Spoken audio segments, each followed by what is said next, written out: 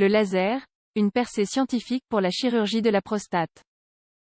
Le laser est considéré comme l'innovation la plus importante des 25 dernières années pour le traitement de l'hyperplasie bénigne de la prostate. Il est également utilisé pour traiter d'autres conditions dérivées de l'obstruction de l'urètre.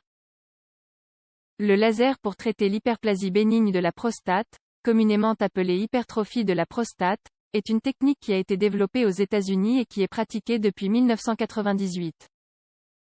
Les résultats sont remarquables, les statistiques indiquent qu'il s'agit d'une méthode confortable, sûre et efficace.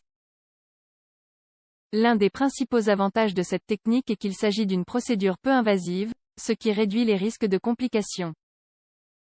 L'intervention minimale permet à la fois de rendre plus confortable la procédure et la période post-opératoire. Jusqu'à présent, on estime qu'environ 200 000 patients dans le monde ont été traités au laser à cet égard, plusieurs études ont été publiées, et en général, l'idée de l'innocuité et de l'efficacité de cette méthode est renforcée.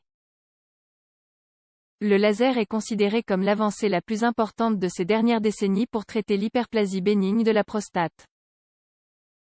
La prostate et le laser. La prostate est une glande de l'appareil reproducteur masculin. Elle produit un fluide qui se mélange au sperme lors de l'éjaculation. Cette glande entoure l'urètre, un tube qui relie la vessie à l'extérieur. Avec l'âge, il est courant que la prostate commence à grossir. Cette croissance exerce une pression sur l'urètre, rendant difficile l'acte d'uriner ou de vider la vessie. Cela se manifeste par une diminution de la force lors de la miction, des mictions plus fréquentes et des mictions nocturnes. Cette hypertrophie de la prostate est connue sous le nom d'hyperplasie bénigne de la prostate, HBP. Le laser permet de soulager les symptômes modérés et sévères, et d'éliminer l'excès de tissu qui obstrue le passage de l'urine. Pourquoi cette intervention est-elle préférable? Le choix de cette intervention tient compte de la taille de la prostate, de l'état de santé du patient, du matériel disponible et de la formation des médecins traitants. Dans certains cas, la chirurgie au laser est également utilisée pour prévenir ou traiter les affections résultant d'un blocage du flux urinaire.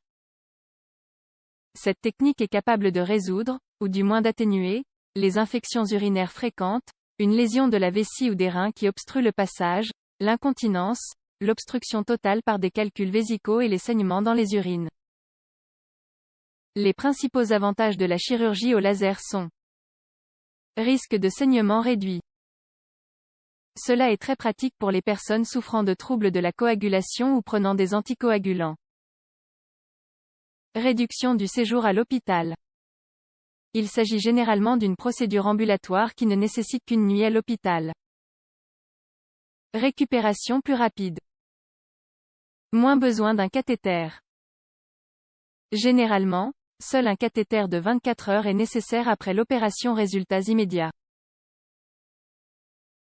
Comment se déroule la procédure? Les lasers utilisent une lumière concentrée qui génère une chaleur intense et précise. Il existe plusieurs types de chirurgie au laser, parmi lesquels 3 se distinguent. Vaporisation photosélective de la prostate, PVP. Dans ce cas, le laser dissout ou vaporise l'excès de tissu. Ablation de la prostate au laser holmium.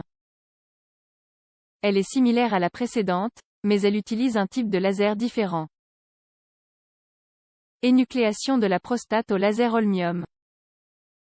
Elle permet de couper l'excès de tissu, puis le tissu de la prostate est coupé en petits morceaux qui sont retirés.